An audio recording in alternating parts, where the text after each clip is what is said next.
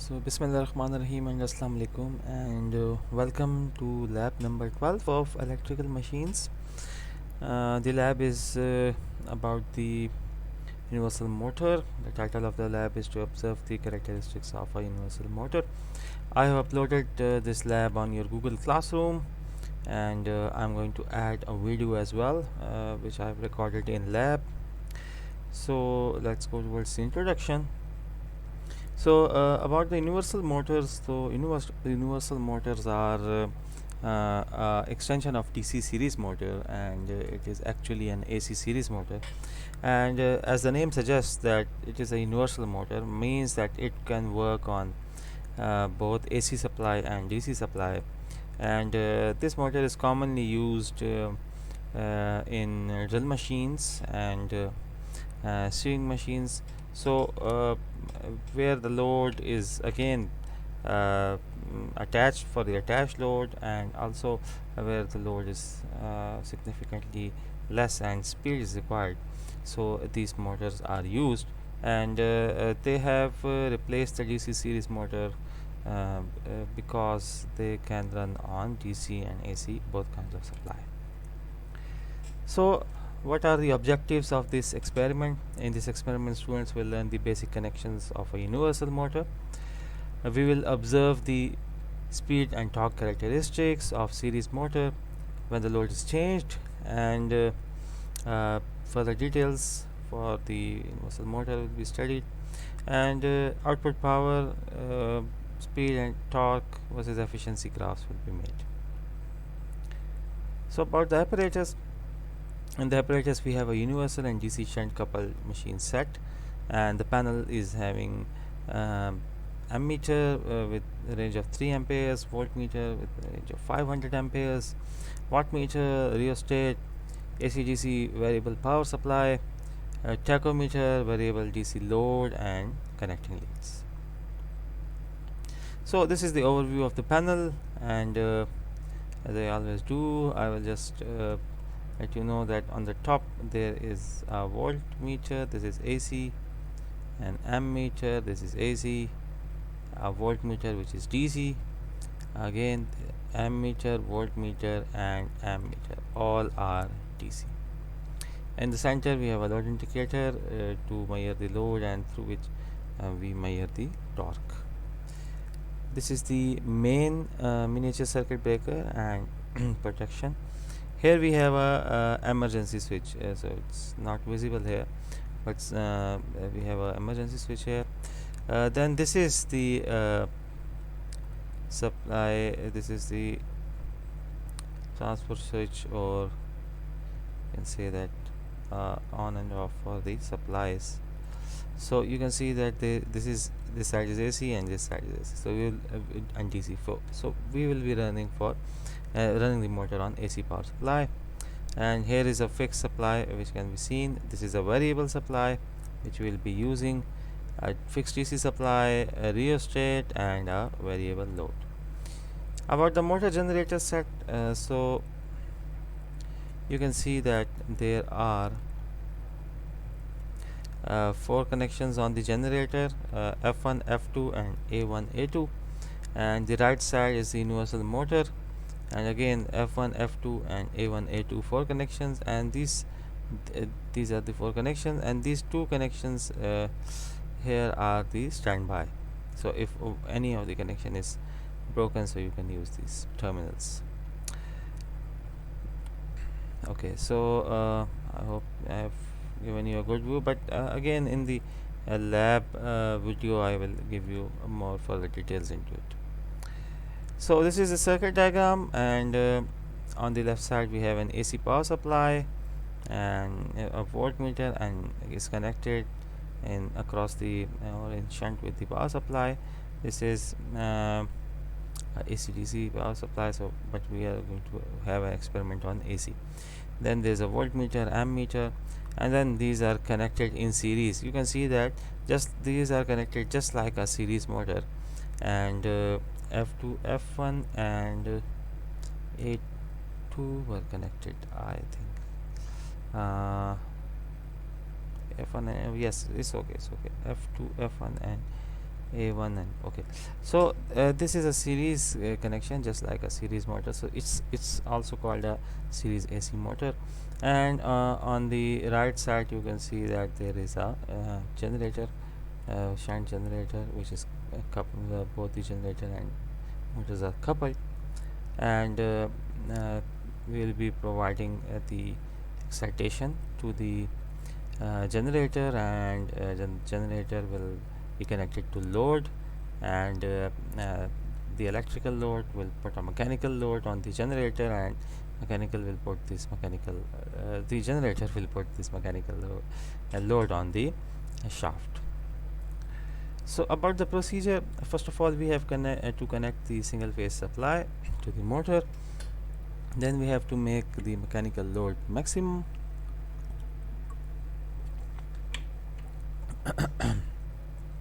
Sorry. Then we have to set the variable single power supply to minimum value. Switch on the single phase AC supply, measure phase voltage current. Okay, so uh, uh, these are again, we have to measure these things, and uh, again we will be increasing the load on the uh, our generator, and this that will put a load on the uh, shaft. So I have recorded videos for you in the lab, and first of all I'll be making those connections in those videos. You can see that there are various connections which I'm going to be making, and then once the connections are complete, so we will be taking the readings as well. So right now I'm going to switch to these videos, and I watch the video of the experiment, and then we'll come back. So this is the universal motor control panel. You can see a AC voltmeter and AC ammeter, a DC voltmeter, DC ammeter, DC voltmeter, and DC ammeter. So you can see AC and DC combination of these, because it's a universal motor which operates on both AC and DC. This is the main MCB, this current protection. This is the switch for DC and AC power supply. This is the rheostat. Sorry, this is the auto transformer actually, the variable power supply, and this is the fixed power supply. This is the rheostat, and this is the uh, variable load. So you can see this is here. You can see, if I can go a little closer. So there's another fixed power supply here. So this is variable, this is fixed, and this is another fixed power supply. So now this is the DC shunt machine, which is actually will be used as a generator here for the purpose of applying the load on the shaft, and this is coupled with the DC, or you can say AC series motor. So you have F1 and F2, this is the field winding, and A2, A1 and A2, and this is the armature winding, and these are the extra connections to be, if some of the any of the connection is damaged, so you can use these standby connections. Okay, so it's time to make the connections, and we will start with our universal motor. And as I told you that F1, F2 is for field winding, and A1 and A2 is for the armature winding. So we will connect this DC series motor, which is AC series motor, sorry, and or the universal motor, with our variable AC power supply. So let's connect this. Also we have to connect the voltmeter and the ammeter for the voltage and current of this motor. So we will start with connecting the voltmeter. So what I'm going to do is to, first of all I will check the wires as well. So in every experiment I am telling you that you have to check your wires for continuity. So here is the settings for buzzer, and you can connect both of the,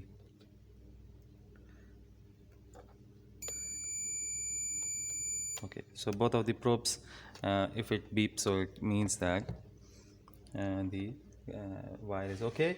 So first connection, what we are going to do is we are going to do it for make a connection for the voltage. So in our case we are going to set it to 750 AC volts, or uh, you can also set it to 200, because we will be giving it a supply of around 100 volts. Just set it to 200. So let's connect this power supply to the multimeter. So here's the phase which I have connected to V, and next I will connect the neutral to the common. So this is the neutral, and connect it to the common. So this is the connection. We'll also label it as this is the phase voltage, so we'll be writing it as V phased. So this is the phase voltage. Okay, then the next connection will be our ammeter. Also avoid these wires to be connected with the shaft, because if any of the wire is coming on the shaft, so it is going to be hazardous. Okay, so next I have to connect the supply uh, to the machine, and connect a multimeter in series for measurement of the current. Okay, so as you have seen in the circuit diagram, that we have to connect the positive of our supply via ammeter to F2, and then the negative will be connected to A1. So let's make the connections. So first of all, connect this supply, the phase of the supply, and take another ammeter, as this is the multimeter UT55, and I have set it on 20 amperes AC. So we will make a series connection and connect it the A here,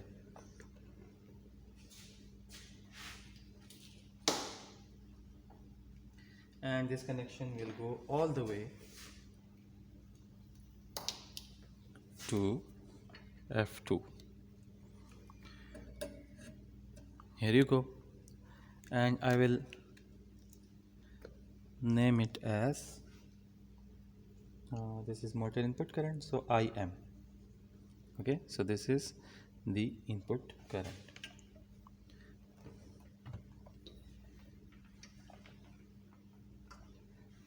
Then if you see the circuit diagram, then you have to connect F1 with A2. So just take a jumper and connect F1 with A2. Now these windings are connected in series. The current will enter through F2, and it will leave from through F1 to A2, and then A1 will be connected with the neutral.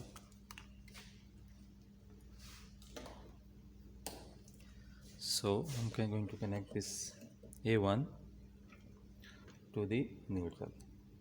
So let's see that if it works or not. Yes, it's working.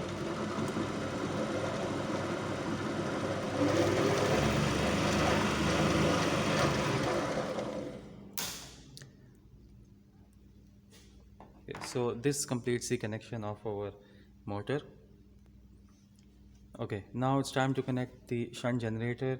We have connected it in many experiments, so I think that you are now familiar with these connections. So F1 and F2 are going to be excited, and then A1 and A2. From A1 and A2 we will get our output towards the load. Okay, so this is the load, this is the rheostat. So I hope that you can see it. So first of all, what I'm going to do,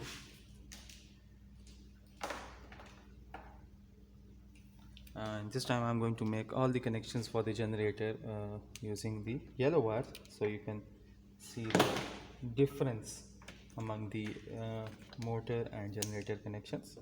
So I'm going to connect this DC power supply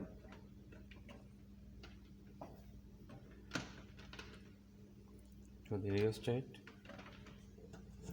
Let's check fuses here, and then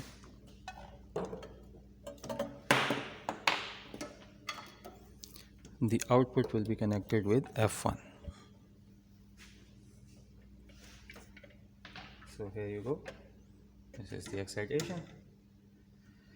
Next I'm going to connect the negative for the excitation. So F2 is going to be connected with this fixed DC output. Okay, just keep these wires from a distance from this shaft. Okay, next I'm going to connect the armature with the load. Okay, so first we have to connect for the voltmeter. So let's set this voltmeter to DC volts and connect it here, and another one will be going to the A1. Okay, so this is connection.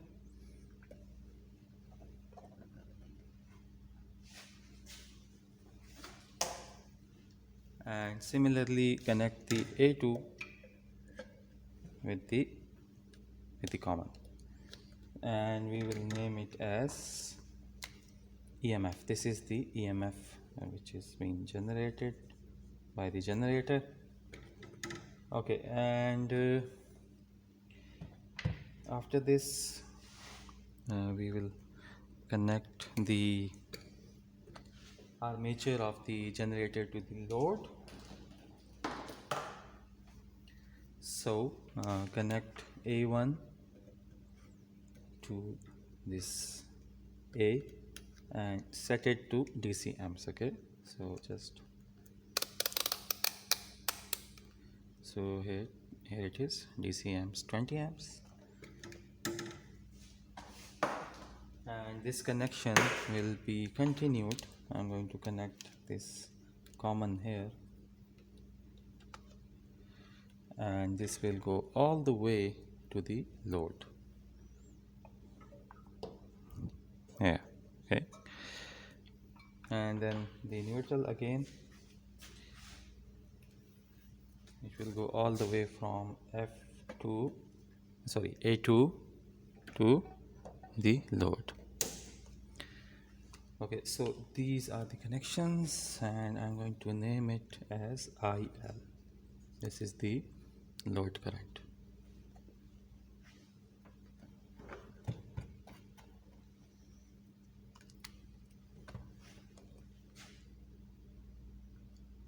Okay, so let's check that if the motor runs or not, and if it is working fine, then we will go towards the readings.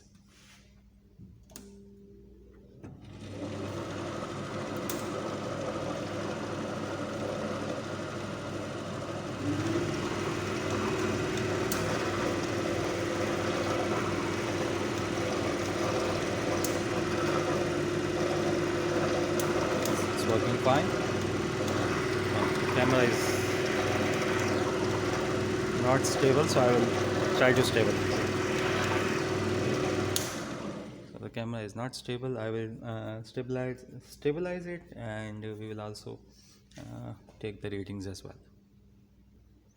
Okay, so now we are all set for the readings. So here we have the EMF and IL, which is for the generator, and phase voltage, and this is the input current. This is for the universal motor, and we are running the motor on AC. So keep in mind that we are going to run this motor on AC.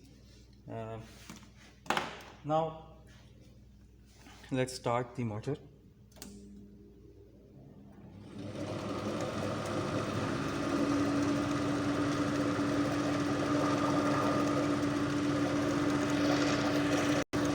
Okay, so I have tried my best to keep the connections as tidy as possible, and you can see that you can easily control the speed of this motor by changing the voltage.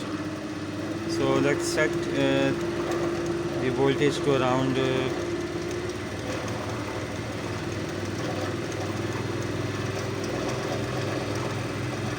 40 volts. Okay, so we are going to set it on the 40 volts, and the EMF and IL, you can see that. So let's take the RPM.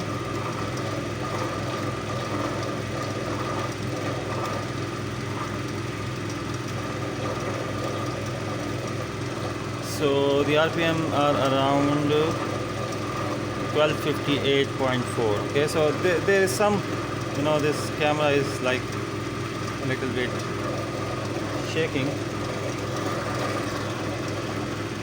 Okay, so there are issues with the stabilization, but I hope that you can see a clear reading of EMF, IL, phase voltage, and the motor input current. So now we are going to increase the load, and you can see that now the load is now 0.18, and the EMF is decreased because the speed has decreased.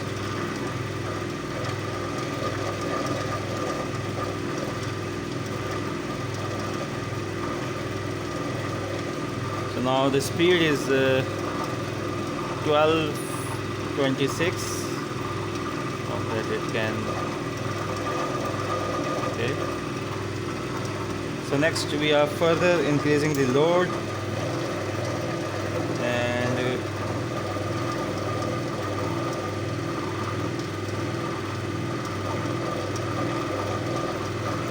now the speed is 1193, and you can note the values. I don't know that if you have noted the previous ones or not, but this one is 57.3, 0.26, 40, and 0.26. So the previous readings, if you want to note them, so here they are. And this is the third reading. So there are issues with the stability of the camera, so I'm very sorry for that, but I hope you will get a good insight. Let's increase the load to 0.33.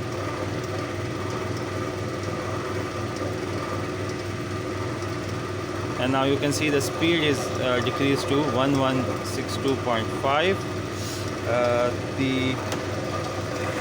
Let me hold the camera so that there is. So this is the EMF, the load current, the phase voltage, and the motor input. So the final reading.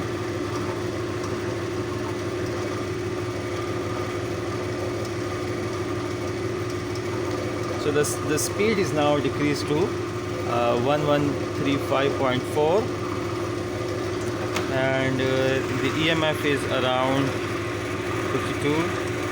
The load current is 0.39. The phase voltage is 40.5, and the input current is 0.2. So this was all, and if you have any questions, then you can ask me. So let's go towards the readings, and let's note all the readings in the table. Okay, so welcome back, and I hope you got a good insight of all the steps of the experiment, the connections, and the readings.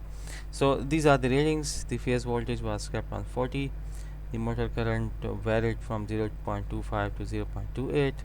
Input power you have to calculate by using these two, and the RPM decreased due to the increase in the load current, and torque also increased, and the EMF also decreased. So you have to calculate the output power and also the efficiency of the motor, and then you have to make the graph output power and efficiency, speed efficiency, and torque efficiency, and then you have to write the conclusion. So that's it. and I'll be uploading the video here. And if you have any kind of questions, so you can just write them in the comment section, and I will reply, and we can also arrange a meet session if you have any questions. Thank you.